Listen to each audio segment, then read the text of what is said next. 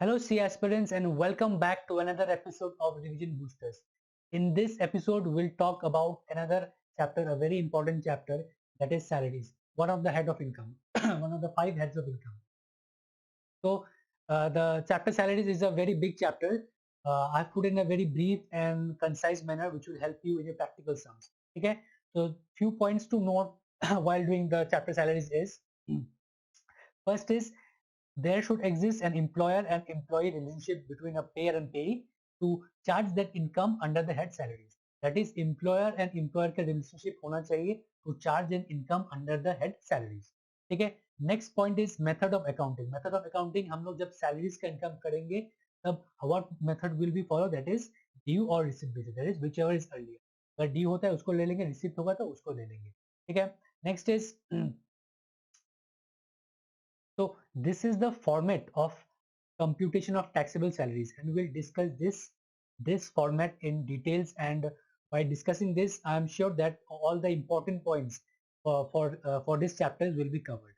First, you can say is there are total five. First is basic salaries क्या होता है, फिर we'll discuss about allowances, then perquisites, then provident fund, then retirement benefits, then उसके बाद आपका आ जाता है gross salary, उसके बाद उसमें कुछ deductions मिलते हैं हम लोग को under section 16, then salary deduction, then professional tax and entertainment allowance for government employees. We'll discuss this format in details, and I'm sure that your chapter will be revised in a very brief manner. So we'll discuss this structure one by one. So by discussing one by one, most of the important points for calculating the sums will be covered.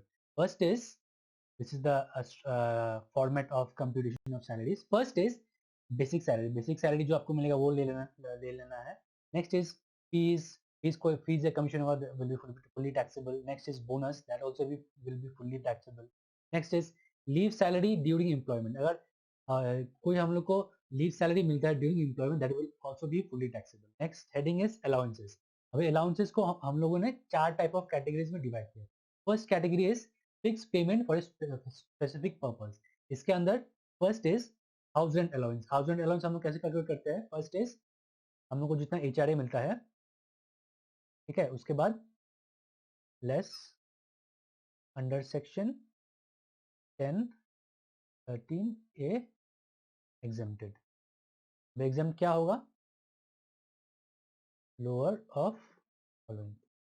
ठीक है, तो lower following क्या क्या होगा? First is amount actually paid. ठीक है, amount जो actually आप लोग ने रेंट पे किया है वो आइदर दैट, या फिर rent paid, total rent paid minus less 10% of salary. ये सैलरी का जो मीनिंग है वो लास्ट में हम लोग देख लेंगे.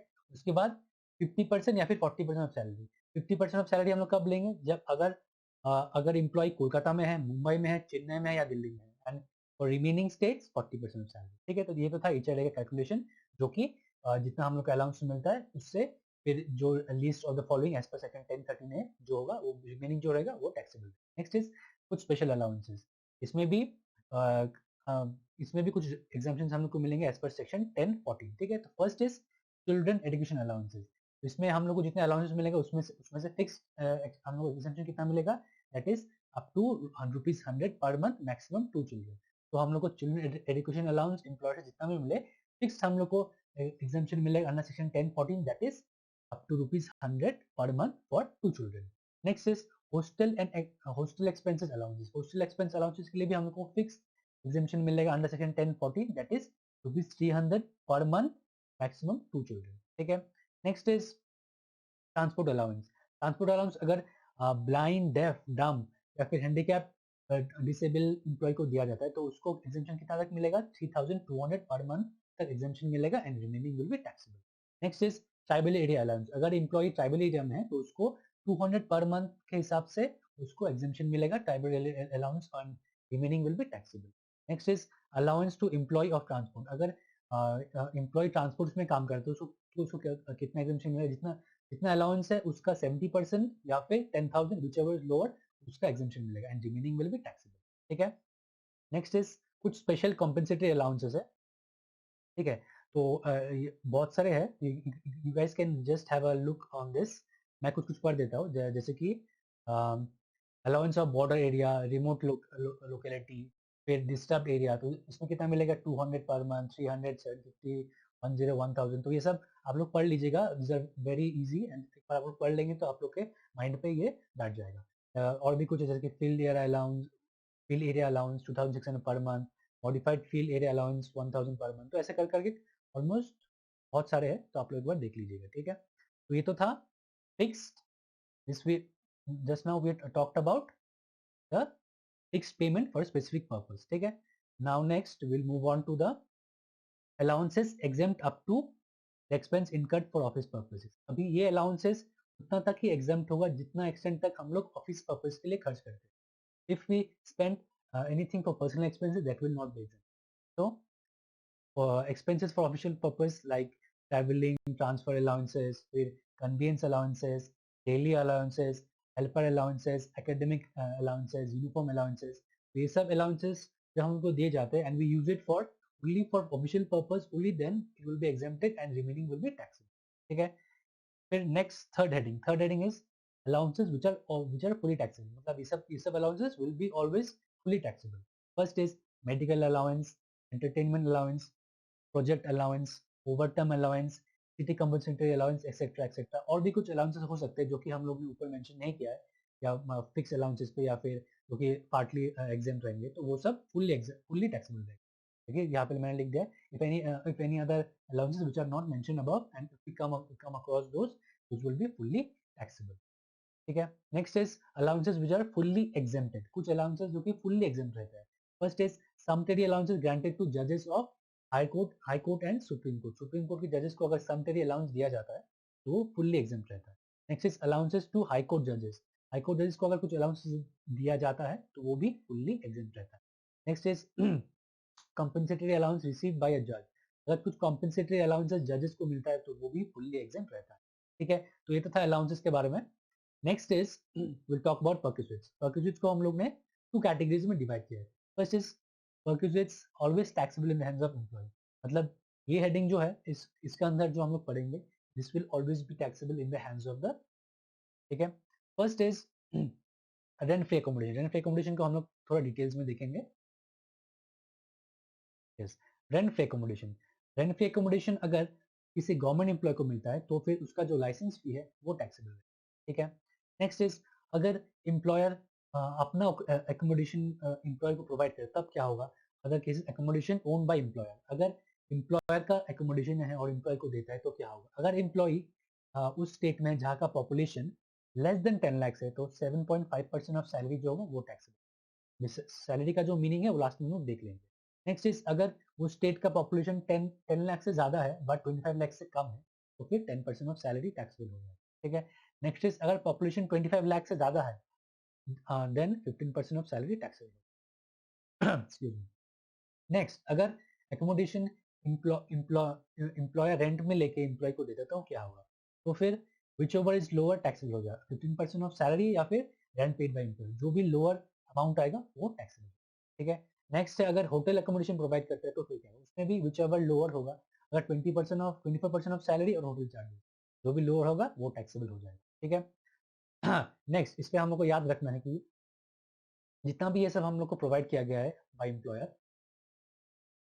ये तो टैक्सेबल होगा ही, प्लस अगर कुछ फर्नीचर हम लोग को देता है तो उसका भी फर्नीचर 10% ऑफ,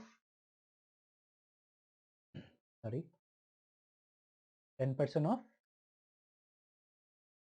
कॉस्ट ऐड किया जाएगा, ठीक है। या फिर हायर चार्जेस या प्लस हायर चार्जेस, तो ये जो आएगा ये टैक्सेबल होगा। लेस यहाँ से क्या होगा, लेस अगर एम्प्लॉई कुछ रिएम्बर्स करता है, ठीक है? जो ये रिमेनिंग होगा ये टैक्सेबल होगा।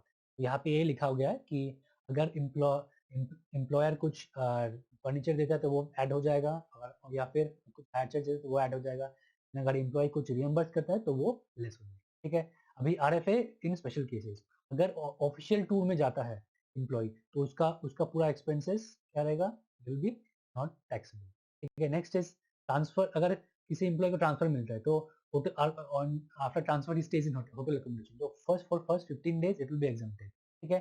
and after and अगर उसको accommodation दिया जाता है and he has 2 accommodation, ठीक है, तो for first 90 days only one will be taxable, after that both will be taxable, that is 90 days के लिए only one taxable, after that both. तो पहले 90 डेज के लिए हम लोग सिर्फ एक ही accommodation को लेंगे as taxable and after 90 days दोनों accommodation को will term them as taxable, मतलब उसको टैक्स ब्रैकेट में लाया जाएगा, ठीक है. तो ये तो था आरएफए का केस स्टडी, ठीक है. Let's get back to the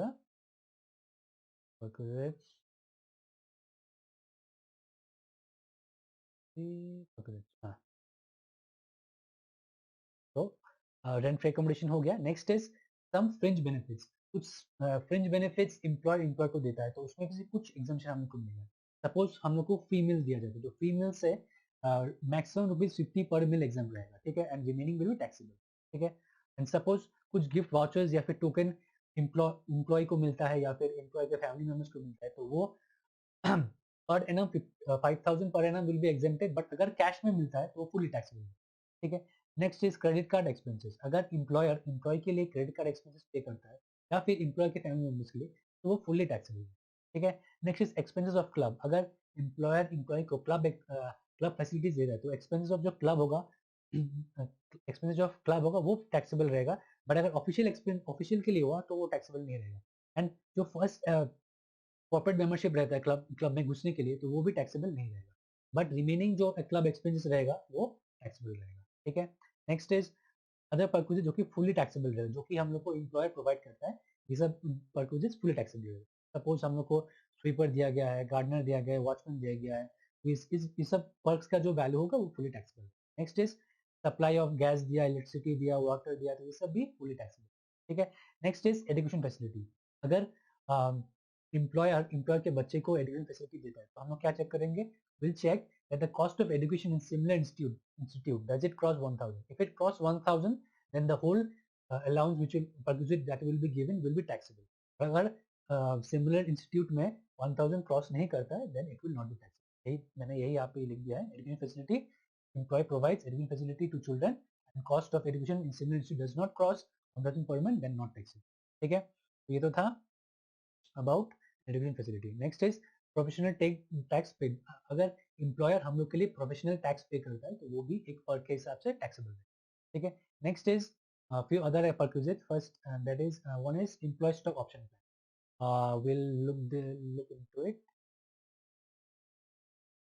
हाँ, तो क्या होता है? एम्प्लॉयर एम्प्लॉय को एम्प्लॉय स्टॉक ऑप्शन देता है to retain them in the company और इन द फर्म. तो क्या होता है इसमें? एम्प्लॉय स्टॉक में क्या होता है? What will be taxable?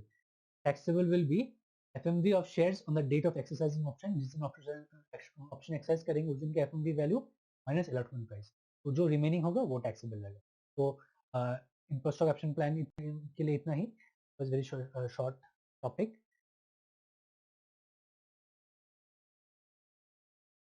Next is next imposed of option plan हो गया. नेक्स्ट इज अगर एम्प्लॉयर हम लोग के लिए कुछ ट्रैवलिंग, टूरिंग, अकोमोडेशन देता है, अदर एक्सपेंस देता है, तो वो भी फुल्ली टैक्सेबल है, ठीक है. Next is use and transfer of movable assets to employees और member of household. That is अगर विल सी दिस इन अगर एम्प्लॉय को या फिर एम्प्लॉय के मेंबर्स को कुछ एसेट्स देती है, तो तब क्या होगा? तब क्या टैक्सेबल होगा? अगर कंप्यूटर यूज करने देती है तो कुछ भी टैक्सेबल नहीं होगा. अगर कुछ अदर एसेट्स यूज करने देती है तो क्या होगा? 10% ऑफ एक्चुअल कॉस्ट, जो एसेट का एक्चुअल कॉस्ट है उसका 10%, या फिर higher charges as the case में भी विल बी टैक्सेबल, ठीक है. हायर चार्जेस जब अगर रेंट में लेके देती है तब हायर चार्जेस टैक्सेबल है. नेक्स्ट इज अगर एम्प्लॉय को कुछ एसेट्स ट्रांसफर कर देती है, तब क्या होगा? ट्रांसफर ऑफ, अगर कंप्यूटर ट्रांसफर करती है तो क्या होगा? Actual cost less depreciation eight 50%. तो क्या होगा अगर कंप्यूटर ट्रांसफर करती है? तो हम लोग कैसे निकालेंगे पर्क? एक्चुअल कॉस्ट जो है कंप्यूटर का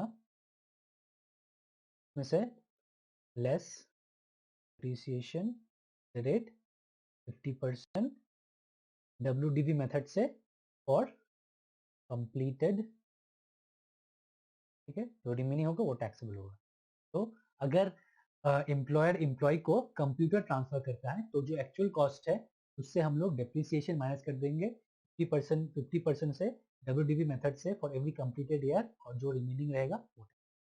फिर अगर मोटर कार देती है तब क्या होगा, उसमें भी सेम होगा एक्चुअल कॉस्ट, लेकिन डेप्रिसिएशन सिर्फ होगा 20% WDV मेथड से और every completed year. Next is अगर कुछ अदर एसेट्स, मतलब मोटर कार और कंप्यूटर छोड़ के अगर कुछ अदर एसेट्स ट्रांसफर करते हैं तब क्या होगा, तब होगा एक्चुअल कॉस्ट, फिर उसे लेस कर लेंगे depreciation eight the rate 10%, but SLM basis में, ठीक है, फॉर एवरी कंप्लीटेड ईयर। ठीक है, तो ये तो था यूज या फिर ट्रांसफर ऑफ मूवेबल एसेट्स।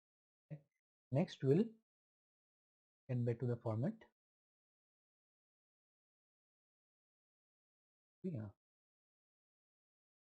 तो हम लोग ने अभी भी देखा use and transfer of movable assets. ठीक है, next is interest free loan at concessional rate, ये भी देख लेंगे एक बार हम लोग।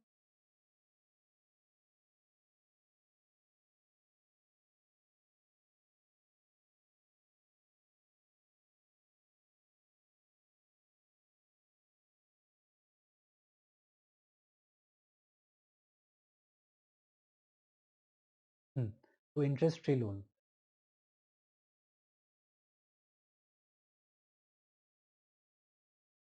तो इंटरेस्ट फ्री लोन में क्या होगा, और लोन एट कंसेशनल रेट, इसमें क्या होता है कि एम्प्लॉयर को कुछ लोन प्रोवाइड करती है, तो उसका इंटरेस्ट भी टैक्सेबल होगा per person, but at concessional rate. तो क्या होगा, हम लोग देखेंगे, interest shall be calculated at the rate charge by State Bank of India per annum as on the day of previous year in respect of the loan funds by the same for the same purpose. मतलब State Bank का जो rate होगा उस पर ही हम लोग interest calculate करेंगे, और वो perk that will be calculated as per, मतलब परक्यूजर पे टैक्सेबल होगा।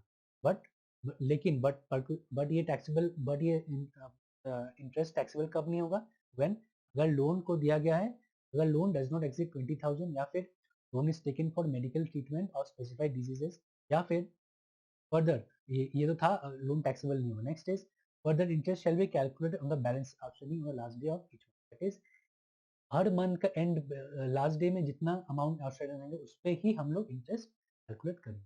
Next is the amount of perquisite shall be reduced by the amount of expenses reimbursed by the employee. अगर एम्प्लॉय कुछ एक्सपेंसेस रिइंबर्स करता है तो उसको, उससे हम लोग उसको माइनस कर देंगे, जो रिमेनिंग रहेगा वो taxable.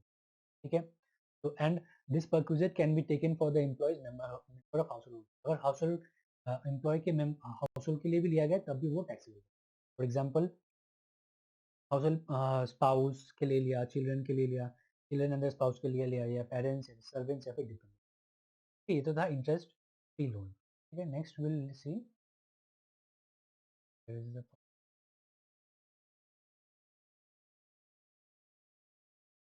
Interest interest free loan. ठीक है, इसके बाद next will look into perquisites for valuation of motor car. ठीक है, this also will look on a table,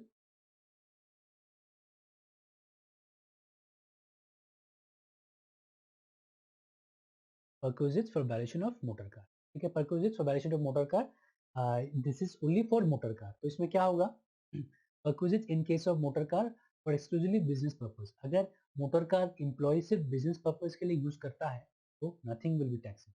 ठीक है, नेक्स्ट इज अगर पर्सनल पर्पज के लिए यूज करता है तब क्या होगा, तब टैक्सेबल अमाउंट क्या होगा, amount of expenditure incurred by the employer on maintenance and running of motor car. This employee जो कार को मेंटेन करने के लिए एक्सपेंस करता है वो, plus amount paid to driver, अगर कोई ड्राइवर रखता है उसका amount, plus 10% per annum of actual cost of motor car का 10% पर एनम एक्चुअल कॉस्ट जो है वो प्लस हो जाएगा, minus any amount reimburse by employee. अगर एम्प्लॉय कुछ अमाउंट रिइंबर्स करता है उससे जो रिमेनिंग अमाउंट बच जाएगा वो टैक्सेबल है। नेक्स्ट इज अगर कार को हम लोग both for personal and business purpose use करते हैं तब क्या टैक्सेबल है। तो इसके लिए हम लोग देखेंगे मोटर कार ओन्ड बाय, कौन मोटर कार को ओन कर रहा है या फिर हायर कर रहा है, एक्सपेंस कौन पे कर रहा है, एंड कार का क्यूबिक कैपेसिटी क्या है, इधर it can be up to 1.6 litres या फिर इट कैन एक्सीड 1.6 लीटर। ठीक है, तो देखेंगे अगर एम्प्लॉयर कार को ओन करता है और एम्प्लॉयर एक्सपेंस भी पे करता है एंड कार का cubic capacity is up to 1.6 litre, तो 1800 per month will be taxable as per. ठीक है, नेक्स्ट इज यही सेम कैटेगरी में अगर 1.6 लीटर के हिसाब के क्रॉस करता है क्यूबिक कैपेसिटी, देन 2400 पर मंथ विल बी पर। ठीक है, नेक्स्ट इज अगर एम्प्लॉयर कार को ओन करता है but expenses is paid by employee, then अगर and car का cubic capacity is up to 1.6 liters, then 600 per month will be taxable as per. And if car का cubic capacity is more than 1.6 liters, then 900 per month will be taxable as per. ठीक है. Next is अगर car is owned by employee and expenses paid by employer, तब क्या होगा? अगर employee documents maintain करता है, then total expenses minus expenses for official purposes. ठीक है. And अगर employee documents maintain नहीं करता है, then total expenses minus 1800 per month taxable होगा for car जिसका cubic capacity 1.6 तक है. Next is अगर कार मोटर कार का cubic capacity 1.6 से ज़्यादा है, तब क्या होगा? अगर documents is maintained and total expenses minus expenses for official purpose. और अगर documents maintain नहीं किया गया है employee से, तो फिर total expenses minus 2400 per month. ठीक है. इसमें से सब में अगर ड्राइवर का फैसिलिटी दिया जाता है तो 900 विल बी एडेड. ठीक है. और ड्राइवर पे यही लिखा है, all amount will be increase by 900 पर. ठीक है. उसके बाद अगर एम्प्लॉय को 2 कार दिया जाता है, ठीक है, एम्प्लॉय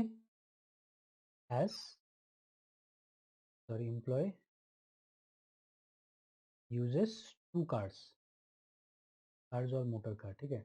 अगर एम्प्लॉय को 2 मोटर कार देती है एंड दोनों को ही वो partly personal and partly official purpose के लिए यूज करता है, then only one will be taken as partly official and partly personal and remaining all will be taken as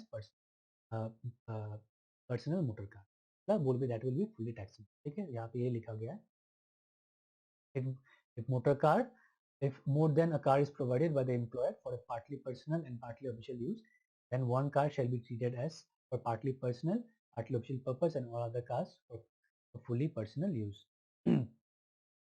तो ये तो था regarding perquisite valuation of motor car. Okay, next we'll get back to the format. So we just discussed कहाँ गया? हाँ, we just discussed perquisite or valuation of motor car. ठीक है. Next after valuation of motor car, we'll look into valuation of vehicle other than motor car.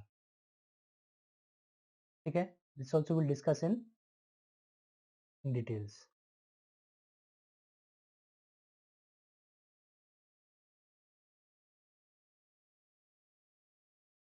Valuation of work in respect of vehicles other than motor car. अगर motor car छोड़ के employer को कुछ vehicle देगा तो उसका taxability कैसा calculate करेंगे? फर्स्ट इज अगर if it is owned by employer then 10% per annum of actual cost taxable रहेगा.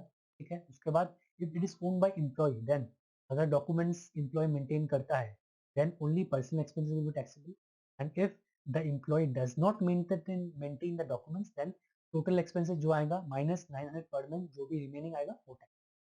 ठीक है. तो ये तो था perk in respect of vehicles other than motor car. Next will move on to the format.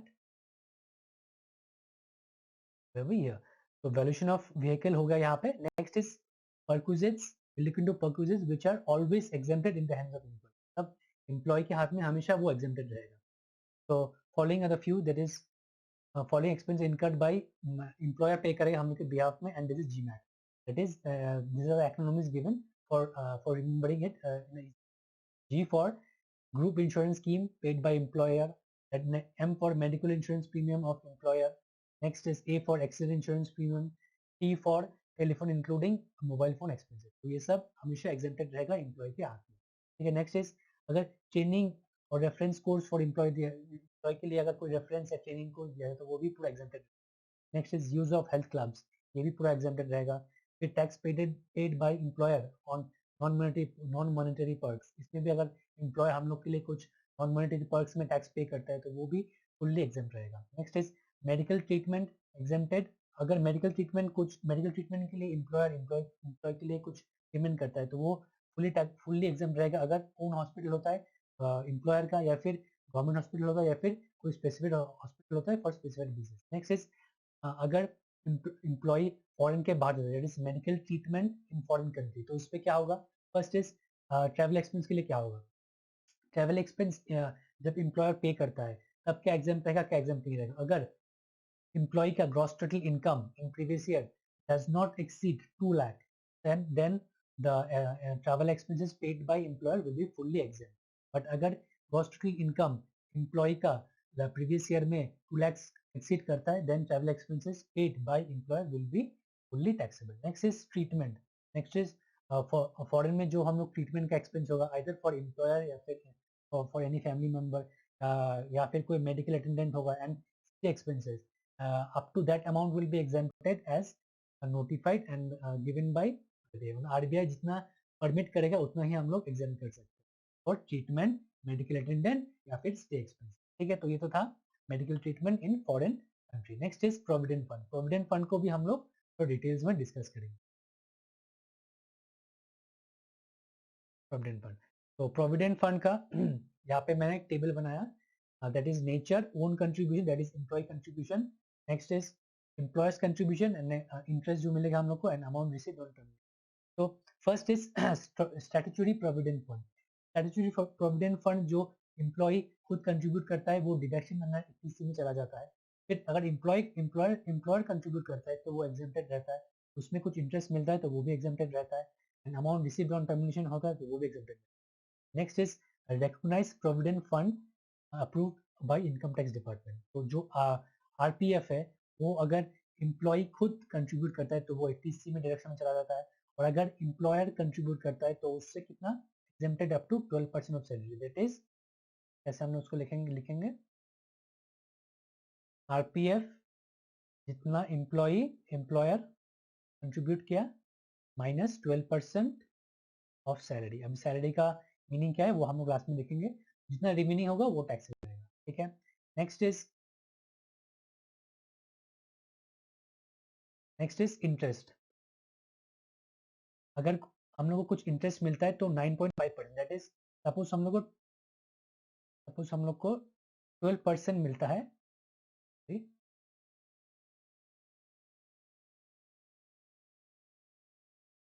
Suppose हम लोग को 12% इंटरेस्ट मिलता है तो 9.5% तक हम लोग को एग्जेम्पशन मिल जाएगा. जो रिमेनिंग रहेगा वो टैक्सेबल है. ठीक है, और कोई अमाउंट अगर हम लोग टर्मिनेशन में मिलता है तो वो भी एग्जेम्प्ट. ठीक है, next is unrecognised provident fund not approved by income tax department.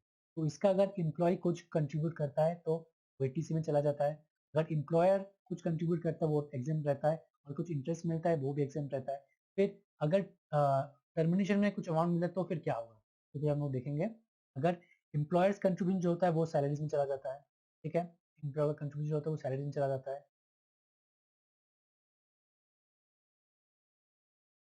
Salaries में चला जाता है. एम्प्लॉयर्स कंट्रीब्यूशन सैलरीज में चला जाता है. Next is interest on employer's contribution. अगर एम्प्लॉयर्स से कंट्रीब्यूशन में कुछ सैलरी कुछ इंटरेस्ट मिलता है तो वो सैलरी में चला जाता है. फिर एम्प्लॉयर्स कंट्रीब्यूशन टैक्सेबल नहीं रहता है and interest on employer's contribution चला जाता है अदर सोर्स. तब एम्प्लॉयर्स का कंट्रीब्यूशन में अगर कुछ इंटरेस्ट हम लोग को मिलता है तो वो में चला जाता है. Next is approved superannuation fund. इसमें अगर कुछ एम्प्लॉय कंट्रीब्यूट करता है तो वो डिडक्शन 80 में चला जाता है और अगर एम्प्लॉयर कुछ कंट्रीब्यूट करता है तो 1,50,000 पर एनम के हिसाब से मिल जाता है. जितना भी एम्प्लॉयर कंट्रीब्यूट करता है वहां से लेस 1,50,000 करेंगे, जो रिमेनिंग आएगा वो टैक्सेबल. और अगर कुछ इंटरेस्ट मिलता है तो वो एग्जेम्प्टेड रहता है एंड टर्मिनेशन में कुछ मिलता है तो वो भी एग्जेम्प्ट रहता है. Next is unapproved superannuation fund. ये इसमें अगर कुछ सॉरी एम्प्लॉय कंट्रीब्यूट करता है तो वो 80 में चला जाता है. अगर एम्प्लॉयर कुछ करता है वो एग्जेम्प्ट रहता है. इंटरेस्ट मिलता है तो एग्जेम्प्ट रहता है और टर्मिनेशन के बाद जो कुछ मिलता है वो as same as unrecognised provident fund. That is employer contribution salaries में चला जाएगा. Interest on employer's contribution salaries में चला जाएगा एंड एम्प्लॉयज कंट्रीब्यूशन टैक्सेबल नहीं रहेगा and interest on employee's contribution resource में चला जाएगा. ये तो था प्रोविडेंट फंड का discussion. Provident fund where we provident, हाँ तो ये था प्रोविडेंट फंड. ठीक है, नेक्स्ट इज प्रॉफिट. कुछ profits in lieu of salary जो कि इंस्टेड ऑफ प्रॉफिट के हिसाब से profits in lieu instead of salary profits दिया जाता है तो वो भी फुली टैक्सेबल रहेंगे. तो I just read out few points. That is compensation from employer or former employer, ये भी fully taxable रहेगा. Any payment due or recovered by SC from employer, ये भी fully taxable रहेगा. The next is any sum under human insurance, ये भी fully taxable रहेगा. Non competitive fees ये भी fully taxable. ये सब आप लोग बस एक बार पढ़ लीजिए तो आप लोग का will be clear for you people. Next is leave travel concession for travel. ये भी, इसमें भी जो अमाउंट रहेगा वो आएगा एंड 10(5) के अंदर एक पॉइंट से, कुछ पॉइंट से डिडक्शन का वो पढ़ लेंगे आप लोग. I will mention those in my summary notes. You can just go through it. Very simple to calculate. तो लीव ट्रैवल कंसेशन का जो अमाउंट रहेगा माइनस 10(5) में जो डिडक्शन रहेगा वो जितना आ जाएगा वो वो taxable. Next is retirement benefits. Retirement benefits में फर्स्ट इज ग्रेचुटी. ग्रेचुटी में अगर gratuity if receive during the tenure of employment then fully taxable. अगर एम्प्लॉयमेंट के दौरान हम लोग को ग्रेचुटी मिलता है तो वो फुली टैक्सेबल है. But if receive after retirement then जितना हम लोग को मिलेगा लेस एग्जाम अंडर सेक्शन 10(10). इसका भी कैलकुलेशन बहुत ही इंपॉर्टेंट, बहुत ही इजी एंड इंपॉर्टेंट है and I'll give this in my summary notes. You can just go through it. ठीक है. Next is pension. पेंशन में अगर अनकम्यूटेड पेंशन होता है that is monthly, that will be fully taxable. Next is commuted pension. अगर commuted pension होता है तो उसका जो अमाउंट रहेगा लेस 10(10)(a) में कुछ एग्जेम्पशन रहता है वो भी.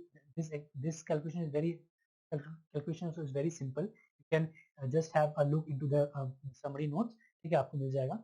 Next is leave encashment and leave salary. इसमें भी ये भी फुली टैक्सेबल रहता है. ठीक है. If leave encashment leave salary अगर recovered during employment fully taxable रहेगा. Leave recovered after retirement otherwise then जितना अमाउंट रहेगा लेक्स एग्जाम्पल रहेगा 10(10)(a) में. इसका भी आप लोग देख लीजिएगा notes. Is very simple to calculate. Next is voluntary retirement compensation scheme. अगर इसका जो अमाउंट रहेगा उससे भी हम लोग को कुछ एग्जाम्पशन मिल जाएगा 10(10)(c) में. इसका भी कैलकुलेशन वेरी सिंपल है, आप लोग देख लीजिएगा एक बार. फिर रिट्रेंचमेंट कंपनसेशन, इसमें भी कुछ जो अमाउंट रहेगा उससे हम लोग को एग्जेम्पशन मिल जाएगा 10(10)(b) में. ठीक है. तो ये सब जितने भी अमाउंट्स थे जो कि यहाँ पे ब्रीफली दिखा दूं तो दैट इज हम लोग basic salary, allowances, perquisites, provident fund, retirement benefit सब ऐड कर देंगे तो उसके बाद हम लोग को मिल जाएगा ग्रॉस सैलरी. ठीक है, हम लोग को मिल जाएगा ग्रॉस सैलरी. उसके बाद there are some deductions under section 60. In this first deduction is standard deduction. Standard deduction is under section 16(1)(a). Is up to 50,000. That is, अगर हम लोग को यहाँ पे 70,000 मिलता है, 70,000 मिलता है तो 50,000 का हम लोग को स्टैंडर्ड डिडक्शन मिल जाएगा. ठीक है. That is section 16(1)(a). Next is entertainment allowance. Entertainment allowance का जो डिडक्शन है is given only to government employees.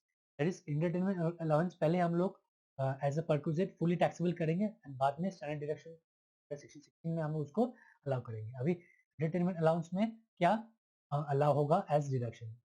That is any list of the following will be allowed. First is actual amount receive. Entertainment allowance जितना हम लोग receive करेंगे वो amount, या फिर 20% of basic salary. Note, basic salary basic salary में जो हम लोग को यहाँ पे बेसिक सैलरी मिलता है उसका 20% एंड 5,000 पर एनम. इसमें से जो लोअर होगा वो एंटरटेनमेंट अलाउंस हमको जितना मिलता है वहां से माइनस हो जाएगा. होने के बाद वो साइड जो भी लोअर है वो साइड डिडक्शन के हिसाब से हम लोग को मिल जाएगा. ठीक है. Next is professional tax. अगर कुछ प्रोफेशनल टैक्स हम लोग एम्प्लॉय या फिर एम्प्लॉय पे करता है वो भी साइड डिडक्शन के हिसाब से माइनस हो जाएगा एज पर सेक्शन 16(3). तो रिमेनिंग जो यहाँ से ये 3 स्टैंडर्ड डिडक्शन जो रिमेनिंग रह जाएगा वो आ जाएगा इनकम अंडर दैट सैलरीज. ठीक है. तो ये तो था format in a very brief manner. जो आप लोग पढ़ लेंगे तो आप लोग के लिए इजी हो जाएगा. एंड डे बिफोर एग्जाम आप लोग यही से पढ़ना है एंड ये सब कॉन्सेप्ट ही पढ़ना है. ये सब से ही समझ आते हैं. ठीक है. फिर note for number meaning of salary. जो हम लोग ने डिफरेंट डिफरेंट सैलरीज पढ़ा था कि 20% ऑफ सैलरी, 10% ऑफ सैलरी. तो सैलरी का मीनिंग क्या है. First is gratuity covered under gratuity act 1972. के लिए सैलरी का मीनिंग क्या होगा. के लिए होगा बेसिक सैलरी प्लस डीए. जब हम लोग gratuity covered under gratuity act 1972 पढ़ेंगे उसके लिए जब हम लोग पढ़ेंगे कि सैलरी का इतना परसेंट लेना है तो उसके लिए सैलरी का मीनिंग क्या होगा. Basic salary plus dearness allowance. Next is for gratuity not covered under the act या फिर बीआरएस या फिर लीव सैलरी या फिर एचआरए, सैलरी का मीनिंग क्या होगा. इस सब के लिए सैलरी का मीनिंग होगा basic salary plus DA, dearness allowance forming part of salary and commission based on fixed percentage of turnover achieved by employee. So gratuity not covered under the act and VRS and leave salary, HRA and provident fund. इसका salary का meaning क्या meaning है. Basic salary plus DA forming part of plus commission based on fix percentage of turnover achieve by employer. Next is RFA. RFA का salary का meaning क्या है. जब आप लोग आरएफए कैलकुलेट करते हैं। आरएफए का सैलरी का मीनिंग है basic salary plus DA forming part of plus bonus plus commission plus allowances plus leave salary, that is A B C D L. A for allowances, A for allowances, A for allowances, B for basic salary, B for bonus, C for commission and D for day miss allowance. ठीक है, and L for leave salary. ये तो था RFA का salary का definition. Next is retrenchment compensation. There a few more. Retrenchment compensation का भी salary हम लोग कैसे calculate करेंगे? Average salary, average pay, average salary या फिर एवरेज पे minus wages minus plus allowances plus RFA house allowance plus supply of light water जो परचेजेस है वो सबको हम लोग सब ऐड करना है प्लस एनी अदर एमिनिटीज और services when travelling concession not but क्या नहीं लेना है बोनस पीएफ एंड जो कंट्रीब्यूशन टू ग्रेचुइटी है वो हमको नहीं लेना है। तो ये रिटायरमेंट कंपनसेशन का जो सैलरी का वो बहुत ही इजी है, आप लोग यहाँ पढ़ लीजिएगा एक बार and while calculating you can use this. ठीक है, तो ये तो था salaries in a very brief and short manner, जो कि आप लोग को कंप्यूटेशन ऑफ सैलरीज जब आप लोग सम करेंगे तो आप लोग को हेल्प करेगा। तो I hope this video was helpful for you people and thank you very much and that's it for this video। पढ़ते रहो पढ़ते रहो।